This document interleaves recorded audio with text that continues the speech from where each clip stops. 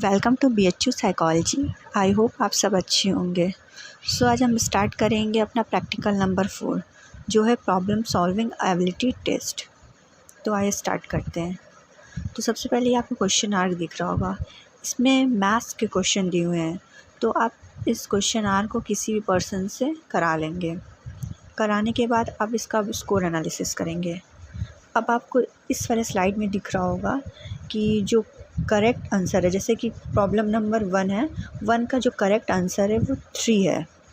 अगर उस टेस्टी ने, जिससे आपने ये क्वेश्चन आर फिल कराया है, अगर उस टेस्टी ने क्वेश्चन नंबर 1 को 3 टिक किया है तो आप उसको 1 मार्क्स देंगे। अगर सपोज़ उसने 1 या 2 या 4 किया है तो आप उसको 0 देंगे। ठीक है। अगर क्वेश्चन नंबर 2 पे उसने 4 किया है तो 1 मार्क्स देंगे। क्वेश्चन नंबर 3 पे अगर 3 टिक किया उसको 1 मार्क्स देंगे। ठीक है। ये जो आपका है ना, वो आंसर दिया हुआ है। इसको ही देखकर आप उसको एनालिसिस करेंगे, उसके स्कोर को। इतना करने के बाद जो आपका मैक्सिमम स्कोर हो जाएगा वो 20 हो जाएगा और मिनिमम जो स्कोर हो जाएगा वो 0 हो जाएगा। तो मैंने ये क्वेश्चन पहले से फिल करा लिया है और मेरा आया है 13 स्कोर। अब इस 13 स्कोर का क्या मतलब है, देखिए यहाँ पे गर्ल्स के लिए अलग होगा, बॉयज़ के लिए अलग होगा एबिलिटी टेस्ट। ठीक है। यहाँ पे 2 रोज़ मैंने बना रखे हैं। अगर आपने गर्ल्स से कराया है तो अगर गर्ल्स में देखेंगे तो अगर 9 के बिलो होगा तो उसका जो एबिलिटी वो वेरी लो होगा, और 10 से 11 के बीच में होगा तो लो एबिलिटी होगा, 12 से 13 के बीच में होगा तो एवरेज एबिलिटी होगा, 14 से 15 के बीच में होगा तो हाई एबिलिटी होगा, और 16 के अबव होगा तो वेरी हाई एबिलिटी होगा। ठीक है। वैसे ही बॉयज़ का देखेंगे, अगर 10 के बिलो होगा तो वेरी लो एबिलिटी, लो एबिलिटी 11 से 12 के बीच में होगा तो लो एबिलिटी, 13 से 14 के बीच में होगा तो एवरेज एबिलिटी, 15 से 16 के बीच में होगा तो हाई एबिलिटी, एंड 17 के अबव होगा तो वेरी हाई एबिलिटी। ठीक है। ये गर्ल्स का अलग है, बॉयज़ का अलग है। अगर आप गर्ल्स से कराते तो गर्ल्स वाले में देखेंगे, बॉयज़ से कराते हैं तो बॉयज़ का देखेंगे। तो मैंने एक गर्ल्स से कराया है और उसका स्कोर आया है 13। तो 13 कहाँ है, ये एवरेज, मेरा तो क्या हो जाएगा, एवरेज एबिलिटी हो जाएगा। ठीक है। अब आइए प्रैक्टिकल पे आते हैं, देखते हैं इसको लिखने का तरीका क्या होता है।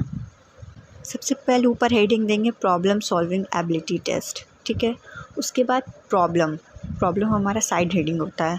तो क्या प्रॉब्लम है, to measure the problem solving ability of the subject. जो हमारा सब्जेक्ट है उसका हम प्रॉब्लम सॉल्विंग एबिलिटी मेज़र कर रहे हैं। ठीक है।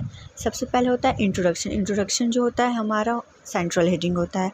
अब इंट्रोडक्शन में आप कुछ भी लिख सकते हैं उससे रिलेटेड, जो आप प्रॉब्लम सॉल्विंग एबिलिटी टेस्ट है उससे रिलेटेड। जैसे कि आप लिख सकते हैं कि थिंकिंग क्या होता है, what is reasoning, what is inductive reasoning, deductive reasoning, problem solving ability क्या होता है, उसके स्टेप्स क्या होते हैं प्रॉब्लम सॉल्विंग के, उसके फैक्टर्स क्या होते हैं। ठीक है। ये सब आप अपने इंट्रोडक्शन वाले पार्ट में लिख सकते हैं, और अगर इससे ज़्यादा आपको मैटर मिल जाता है तो वो सब भी आप इसमें ऐड कर सकते हैं।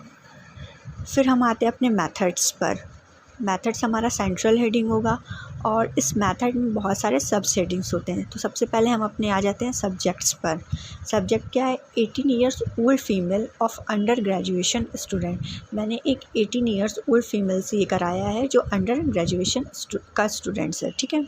फिर आते हैं मटेरियल रिक्वायर्ड, कि मटेरियल रिक्वायर्ड हमने क्या क्या यूज़ किया। पहले तो हमने क्वेश्चन आर का यूज़ किया है जो डेवलप किए थे एलन दुबे।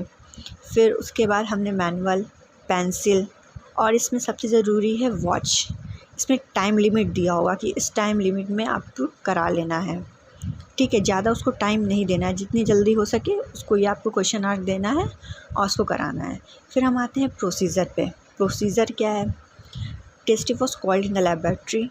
टेस्टी को आप लेबोरेटरी में बुलाएंगे, उसके साथ रैपो इस्टेब्लिश करेंगे, उसको क्लियर इंस्ट्रक्शन देंगे। और जो ये हिंदी में लिखा हुआ है ना, ये आपके क्वेश्चन आर्क में लिखा है, ये उसको निर्देश दे रहा है कि हाँ ये निर्देश है, आपको ऐसे करना है। ठीक है। जो आपका सब्जेक्ट होगा आप उसको ये चीज़ बताएंगे तो आप उसको ऐसे ही लिख देंगे।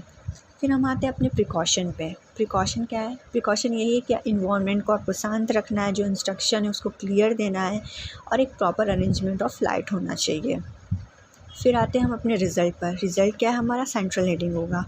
तो हमारा स्कोर आया था 13, तो हम इसको टेबल के फॉर्म में रिप्रेजेंट कर दिए हैं। एक तरफ हमने लिखा है problem solving ability test score and दूसरी तरफ लिखा है इंटरप्रिटेशन।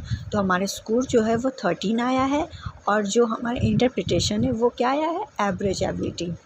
ठीक है, उसके बाद हम डिस्कशन लिखेंगे। डिस्कशन हमारा सेंट्रल हेडिंग होगा और डिस्कशन में बस यही बता देंगे कि जो हमारे रिसर्चर्स है वो क्या सजेस्ट कर रहे हैं, जो एवरेज एबिलिटी है उनके में क्या कैरेक्टरिस्टिक्स है।